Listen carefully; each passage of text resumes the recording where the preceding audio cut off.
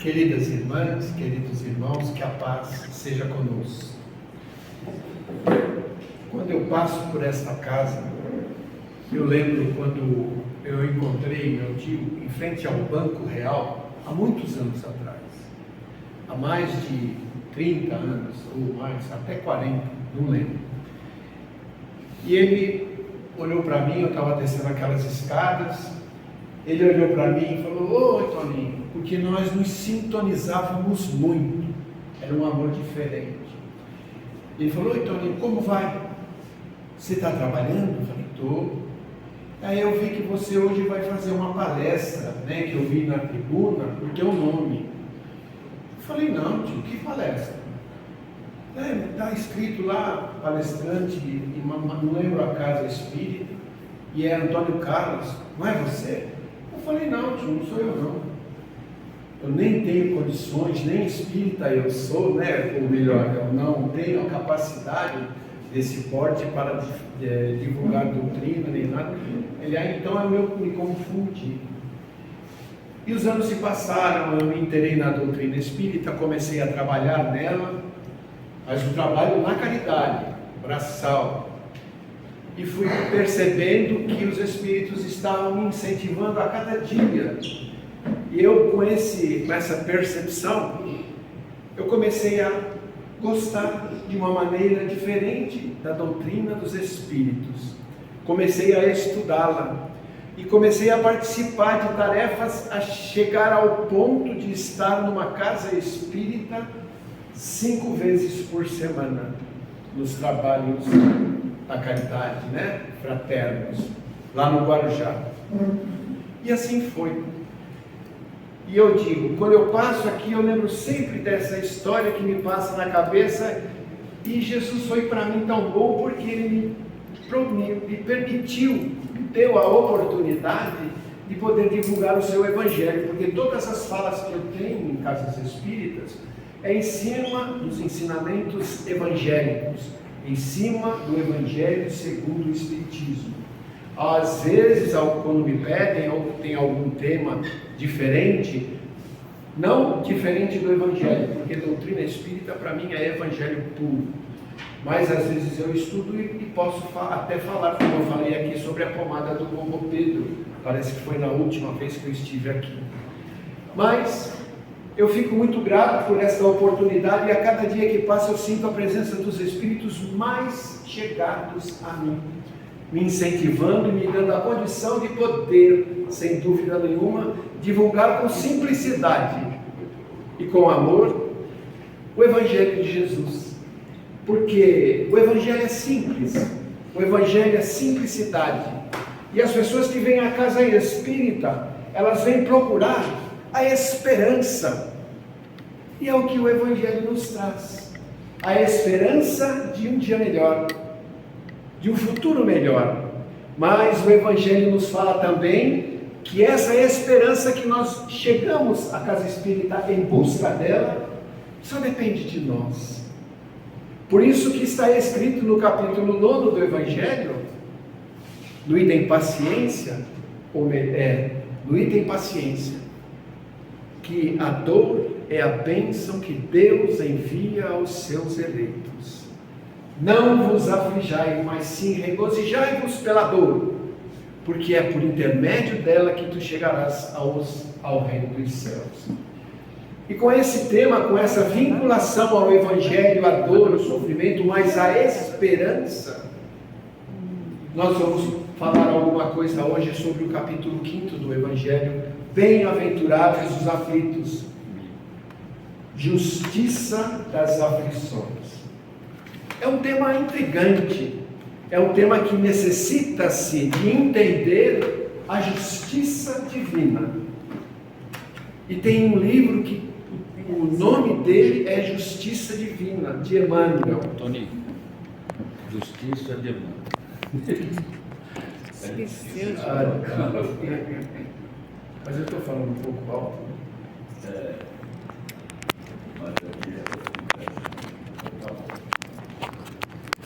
E esse livro, Justiça Divina, de Emmanuel, o Chico, ele nos traz os parâmetros de como funciona essa justiça. Porque nós realmente somos injustiçados, não é? Não, porque na Terra é um planeta de injustiça e nela não existe um injustiçado, porque nós estamos no progresso planetário intermediário de planetas. Estamos num planeta de prova e expiação que está se transformando.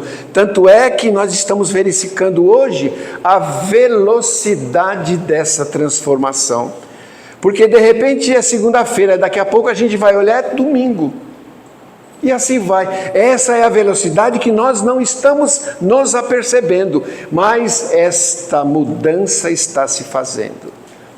E nós precisamos tomar muito cuidado com isso, porque o tempo está passando muito rápido e as nossas posições estão cada vez mais distantes do nosso progresso. Então temos que aproveitar esse valoroso tempo que temos para poder progredir e desencarnar bem. E eu vou fazer uma pergunta aqui, curiosa, que me sopraram. Existe aqui alguém que está se preparando para desencarnar? Levanta a mão. É complicado, né? Exatamente. Às vezes eles me pedem para perguntar isso. Por quê? Estamos falando agora, vamos começar a elaborar uma fala sobre justiça das aflições. E qual é esse preparo para que nós possamos desencarnar numa condição equilibrada? Porque quando a gente pensa em desencarne, em morte, o nosso coração bate um pouco mais rápido e nós ficamos com medo. Mas o medo realmente para o espírita, eu entendo que não é o medo da morte, desta transição, de deixarmos o corpo para o laboratório da natureza e retornarmos à verdadeira vida. Não, o nosso temor é o que é que nós vamos encontrar quando deixarmos o corpo. Este é o nosso grande dilema. E quando eu pergunto sempre, eu falo isso. Quem está preparado para desencarnar, como se faz para se preparar para desencarnar? É seguir as instruções do Evangelho de Jesus. Conhece-se o verdadeiro espírita pelo esforço que ele faz em deixar para trás as suas tendências inferiores. Tentar abandonar, se desvencilhar das tendências que os levam ainda para a inferioridade. Começa por aí o nosso preparo. Mas vamos falar da justiça das aflições. Eu vou contar um caso para que nós possamos entender mais ou menos como funciona essa justiça. Eu não sei se vocês sabem, não sei se na última vez que eu estive aqui eu falei, eu sou voluntário na Santa Casa. Há 23 anos eu me dedico 3 ou 4 dias por semana num trabalho de voluntariado, de amor e caridade. É a aplicação de toda a teoria que eu consegui dentro da doutrina dos Espíritos, por intermédio dos estudos, das tarefas, das reuniões e assim vai. Então, lá naquele hospital, eu tenho recursos para entender aproximadamente o que se passa lá dentro com aqueles nossos irmãos que estão em seus leitos de dor. E é difícil a gente lidar com a dor. Mas eu sou uma pessoa, vamos se dizer, abençoada, porque eu lido com a dor e aprendo com a dor do outro, não minha. Eu estou lá trabalhando. E a dor que eu lido é com a do nosso irmão que está lá. Mas com um detalhe muito importante. Quando nós vamos atender um enfermo dentro de algum quarto, nós começamos a pensar, vamos fazer o que eu gostaria de receber se eu estivesse no lugar dele. Então eu vou contar um caso para vocês que passou comigo. Eu participava de um setor, de uma enfermaria, que lidava com crianças e parturientes no hospital. E eu percebia, porque eu ia, assinava o livro de presença e ia direto para essa enfermaria. E chegando lá, eu comecei a me sintonizar e fazer assim uma amizade muito grande com as meninas que trabalhavam lá. E tinha uma enfermeira que era de uma dedicação fantástica. Ela se doava por completo dentro daquela casa e esquecia-se até dela própria. E dedicava-se às crianças com um amor que não tinha explicação. E as mães também, a mesma coisa. Ela tratava-as como se fossem irmãs de sangue delas. E era um tratamento maravilhoso. E eu percebia ela. Mas eu percebia mais acentuado naquela menina a tristeza. Ela era uma menina muito triste, mas tratava todo mundo bem. Mas ela não sorria. Ela não sorria. Mas pelo motivo dela não sorrir, ela não também era malvada, ela tratava mal as pessoas, não. Muito pelo contrário. Era de uma excelente dedicação. E nós fomos convivendo, e um dia eu tomei a liberdade de chamá-la e falava assim: eu posso conversar com você? Ela falou: pode, tio, porque lá nós somos tratados como tio e tia, né? Nós os voluntários. Porque as moças são novas e a gente já tem um pouquinho mais de idade, então eles nos tratam assim. E aí ela falou assim, pode. O que foi? Sabe o que é? Eu estou percebendo que você, uma pessoa muito hábil na sua atividade, na sua profissão, uma pessoa que faz com carinho, com um amor tremendo, uma dedicação ímpar, mas eu percebo que você é muito triste. Você é muito triste. Aí quando eu comecei a falar assim, ela falou: vamos a um lugar mais reservado? E já que o senhor percebeu isso, eu queria falar com o senhor, conversar. Eu sei que o senhor é espírita. Eu falei: não, eu gostaria até de conversar, de saber o motivo. Aí fomos para um determinado local, sentamos, e aí começamos a nos inteirar da tristeza da menina. Eu perguntei: mas por que você é tão triste? Você não sorri? Aí as lágrimas começaram a rolar no seu rosto. Eu falei: pode desabafar comigo, pode ficar tranquila que não vai nada que nós conversarmos sair daqui. Ela falou: estou precisando muito de conversar com alguém que eu me sinta seguro, e esta segurança o senhor está me passando. Eu falei: pode falar. Sabe o que é, tio? Eu não consigo arrumar ninguém para que eu possa efetivamente montar um lar, me casar, ter filhos, porque todas as pessoas que se unem a mim, elas somente me utilizam e depois vão embora. Elas só querem, aproximadamente falando, ter prazer comigo e passar momentos agradáveis. Depois eu sou descartada. E muitos rapazes já fizeram isso comigo. E por esse motivo até a minha mãe pediu para que eu saísse de casa. E eu estou morando sozinha. Mas eu não consigo arrumar uma pessoa digna de que eu possa confiar, de que eu possa ter um relacionamento e ter uma família junto com ela. Eu não consigo, até hoje eu não consigo. E ela já estava numa faixa etária um pouco elevada. Falou: a minha idade já está avançando, tio. E eu queria ter filhos também. E até eu já me arrisquei a tê-los com um dos rapazes aos quais eu tive um relacionamento. Mas não consegui. O que será?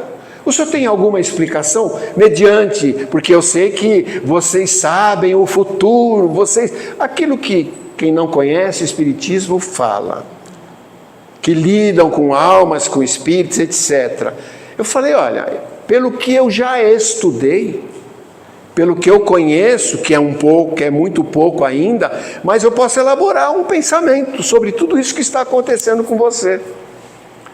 Então me fala, tio, E aí ela ficou assim meia pálida, parece que ela estava assustada. E aí eu comecei a falar, olha, de tudo isso que você me relatou, da dificuldade de relacionamento com uma pessoa, você tem, a dificuldade de querer um filho e não poder, isso tudo relaciona-se com o teu passado. Eu sei que você não acredita nisso, porque você é católica, que eu sei, você já me falou. Você vai à missa e etc. O padre não tem explicação para tal. Eu sei, porque provavelmente você deve ter conversado com ele. Mas nós temos uma explicação racional para tudo isso. Vamos pensar em outra vida. Vamos pensar no passado, porque nós espíritas somos reencarnacionistas. E para nós a alma é imortal. Nascemos e vivemos várias vezes, até quando se fizer necessário não mais pertencer a um corpo de carne. E ela arregalou os olhos e ficou me ouvindo. E eu falei assim, mas eu vou falar o que eu estou pensando. Imagina você, uma moça bonita, como você é, porque você é uma moça bonita, mas em tempos atrás, um corpo maravilhoso, uma feição de rainha, mas só que você provavelmente não queria ter um relacionamento com ninguém, você só queria ganhar dinheiro com a beleza do seu corpo. E com a beleza do seu corpo, quem sabe você até enriqueceu. Mas vamos pensar naquelas pessoas que financiaram a beleza do seu corpo, que deram para você aquilo que você queria por intermédio da sua habilidade e também da paixão daqueles que haviam e se apaixonavam por você. Imagina você quantos lares provavelmente você deva ter destruído por intermédio desta sua condição. Quantos lares, quantos homens se apaixonaram por você, deixaram as suas casas, suas esposas, seus filhos e tentaram fazer com você uma pessoa a qual poderiam conviver somente pela sua lindeza, pela sua beleza. E você os dispensava.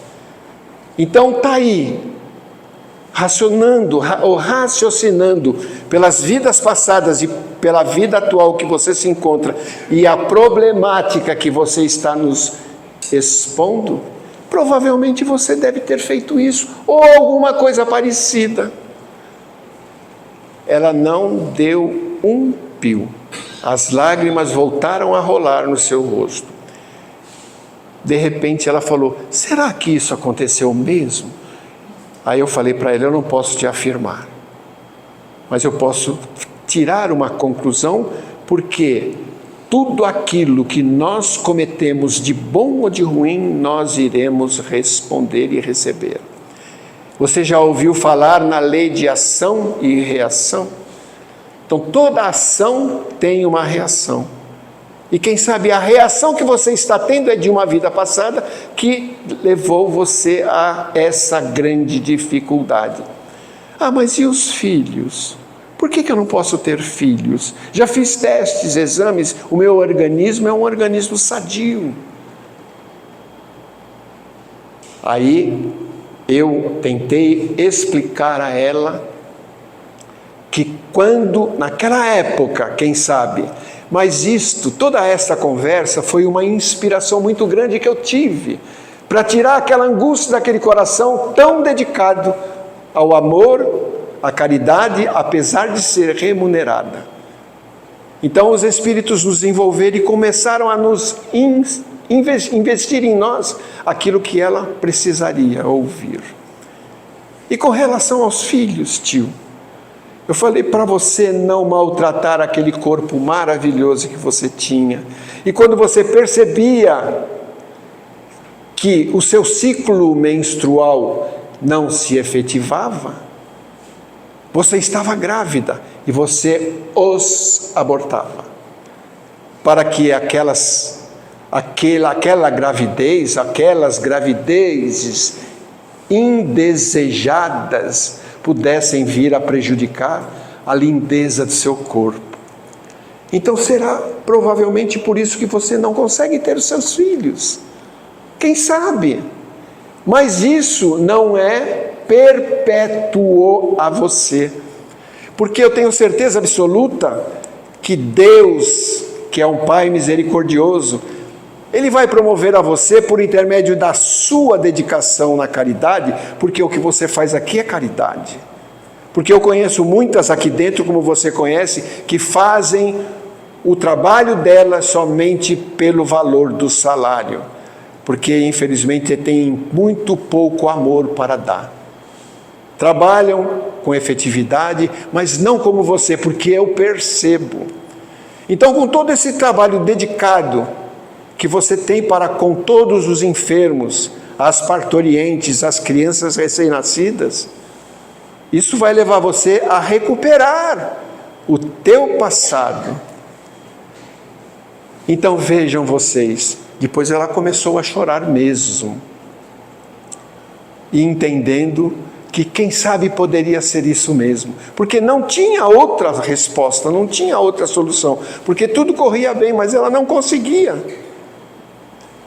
Mas, com aquela dedicação, ela conseguiria para um futuro, quem sabe. E eu falei a ela, continua dessa forma que você está, trabalhando com amor, se dedicando do jeito que você se dedica, porque você está sendo vigiada, e bons olhos a vigiam, e você receberá o fruto de toda essa sua atividade. Quem sabe daqui para frente você conhecerá alguém e constituirá um lar. Quem sabe você vai fazer uma visita a um desses orfanatos e encontrem os espíritos que você rejeitou lá. E por intermédio deste encontro que Deus vai permitir, sem dúvida nenhuma, me brote em você o amor por alguma daquelas crianças, ou por várias delas, e vocês a tragam para o seu lar. Porque Deus é Pai, Ele pode permitir isso. Mas confia nele, continue trabalhando, que você vai adquirir isso. Eu tenho certeza. Então, com essa história que nós falamos agora, nós verificamos que para nós reavermos faltas cometidas no passado, a justiça das aflições, as quais todos nós trazemos aflições conosco devido a algumas partituras não tocadas em nossas vidas anteriores.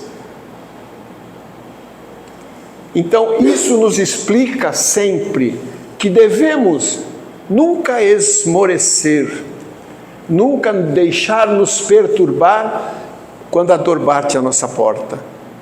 Nunca nos deixarmos perturbar quando a dificuldade chega até nós, porque nós temos provas a serem feitas, e a lição nos fala que essas provas são a demonstração para os nossos maiores, para que nós possamos dizer a eles: olha, eu estou sendo provado, eu vou passar nessa prova e vou vencer e continuar a minha luta evolutiva. Mas com essa história que nós falamos aqui, o caso dessa menina, nós percebemos assim que temos 3 condições para nos livrarmos na vida atual das dificuldades e do mal que fizemos, agora ou atrás. A primeira é o arrependimento. A segunda é a reparação do mal feito. E a terceira é a expiação. Vamos ver o caso da menina, o arrependimento. Quando nós conversamos, ela começou a chorar porque estava no seu íntimo, apesar dela não entender e não saber e não acreditar em vidas passadas, mas estava no seu íntimo aquela quase certeza de que foi aquilo que aconteceu com ela. E ela começou a se arrepender com aquele choro convulsivo. E a reparação dela estava sendo feita pela dedicação que ela exercia na sua função. Pela dedicação pela qual ela fazia aliviar as pessoas que estavam sofrendo naquele hospital. E a expiação é ver aquelas mães parturientes receberem os seus filhos, tirarem os seus filhos dos seus ventres e levarem-os para casa e ela não poder. Aquilo dói profundamente, porque toda mulher, a maioria das mulheres, o sonho é ser mãe. E muitas, às vezes, não têm essa condição por diversos fatores, tanto biológicos, como processos passados, como nós falamos. Mas tudo tem que se dar um jeito. Então nós precisamos verificar em nós, primeiro, as dificuldades pelas quais nós passamos. Quais são as dificuldades? Muitas, poucas, difíceis, fáceis.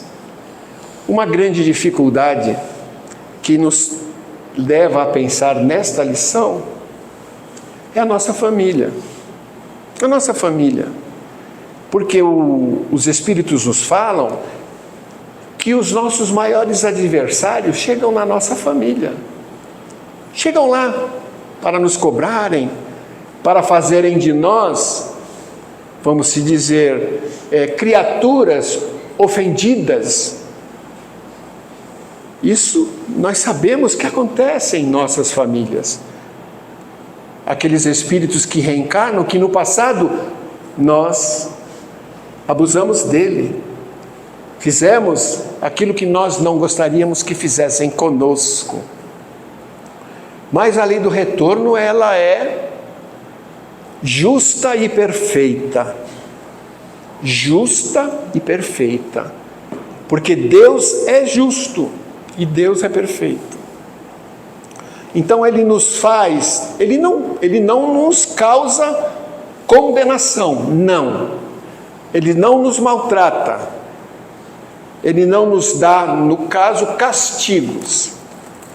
Mas Deus, Ele nos dá a oportunidade de vivenciar os nossos erros e de que nós, por intermédio da dor e do sofrimento, possamos reavê-lo de uma forma equilibrada. A doutrina nos ensina isso. A doutrina nos traz o esclarecimento, com razão, de tudo aquilo que nós fomos, de tudo aquilo que nós somos, e por intermédio disso que nós somos, daquilo que seremos. Então, a nossa habilidade para tornarmos isso realidade tem que se fazer. Nós precisamos nos conhecer. Como a pergunta 919 do Livro dos Espíritos, que é mais ou menos o seguinte: como se faz para que possamos ter um amanhã melhor, para que possamos rever as nossas faltas? E a resposta é: conhece-te a ti mesmo. E aí a pergunta fica no ar: será que eu me conheço? E outras perguntas também, porque se nós somos espíritas, nós temos que confiar primeiramente em Jesus, porque Ele é o nosso exemplo, Ele é a nossa meta. E se nós quisermos confiar em Jesus, nós temos que questionar sempre: nós conhecemos Jesus? Nós vivenciamos Jesus? Nós morreríamos por Jesus? Está aí o questionamento. O grande questionamento. Porque o Evangelho puro é Jesus. Ele é a nossa meta. Ele traz-nos a paz. Mas a paz que Ele nos traz, nós ainda não a adaptamos em nós. Porque se nós quiséssemos verdadeiramente a paz, nós começaríamos a construí-la em nós, para que todos aqueles que estiverem conosco sintam esta relação pacífica das nossas atitudes, das nossas palavras. Eu sempre falo para os nossos amigos que têm um palavreado mais assim, agressivo. Eu falo para eles, coloca amor nas suas palavras. Procure colocar amor nas suas palavras. Porque colocando amor em suas palavras, você vai cada vez mais cativar aqueles que estão a receber. Essa é a nossa mensagem. A minha pretensão, sem dúvida nenhuma, é trazer a todas as casas espíritas pelas quais nós passamos a esperança de um mundo melhor, a esperança de conseguirmos chegar à felicidade que tanto procuramos e só encontramos relampejos de felicidade.